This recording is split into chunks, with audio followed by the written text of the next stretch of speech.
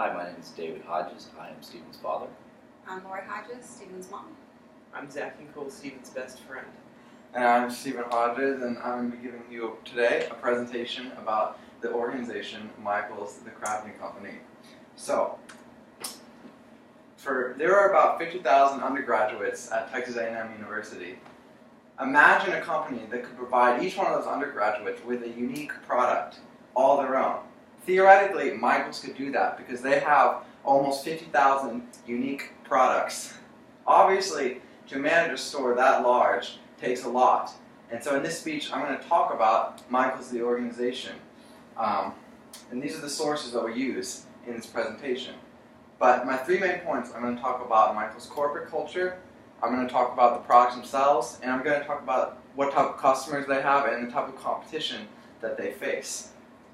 So, about the corporate culture. They have a very highly regarded corporate culture. According to the company reviewing website called Glassdoor, a strong majority of Michael's employees, or current or former, would recommend the company to a friend. And also a strong majority consistently approve of company leadership. Obviously, this shows that they are doing something right with Michael's. But other than that, why do they like working at Michael's? What makes them actually enjoy the job? Well, there are a lot of perks. For example, you can get a 30% off discount at every single store. But more importantly, they have all sorts of other perks. One great example is the sample sale. Now, Michael's has a complete model store that they mock up, and they have it every season they change it up, and it's so they know how to set everything up in their real stores. But when they change it up, they sell all of the product that they had in the model store to their employees for very, very cheap. So this is just one of the many perks that happens at Michael's. And the reason that a perk like that can exist is because they're going with a newer management style. Like many companies today, they're moving away from the more autocratic, old-style methods and going towards a more flexible and friendly approach that that employees like better, that allows them to thrive more. And that includes having events like this and having lots of celebrations, that sort of thing. So now I've talked about the company, about the actual culture. What do these employees make and do? And that's when I'm going to talk about the products. So they have, like I said, they have 50,000 products. It's a very diverse array of products, but there are a couple that they're most proud of. For example, the custom framing division is one that they're extremely proud of.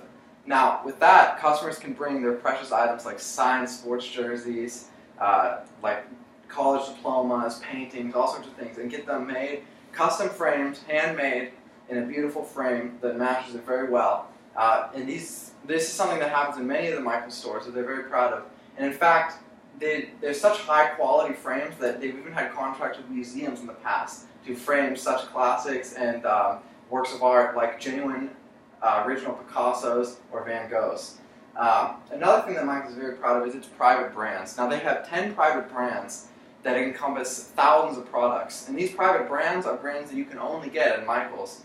So these help create a name for the company so that people want to go back and want to keep having these products that you can only get there. And all in all, they have over 46,000 items, almost 50,000 items. So pretty much anything to do with crafting or many other things you can get at Michael's stores. And so now I'm going to talk to you about the type of customers they have and the type of competition that they face. So like a lot of companies now, they're getting a lot of data on who their customers are. In the past, people would just let their customers show up and they wouldn't really worry about it. But now in such a competitive marketplace, you have to know pretty much everything. And Michael's does know pretty much everything. So as I'm sure you've guessed, their customer base skews overwhelmingly female.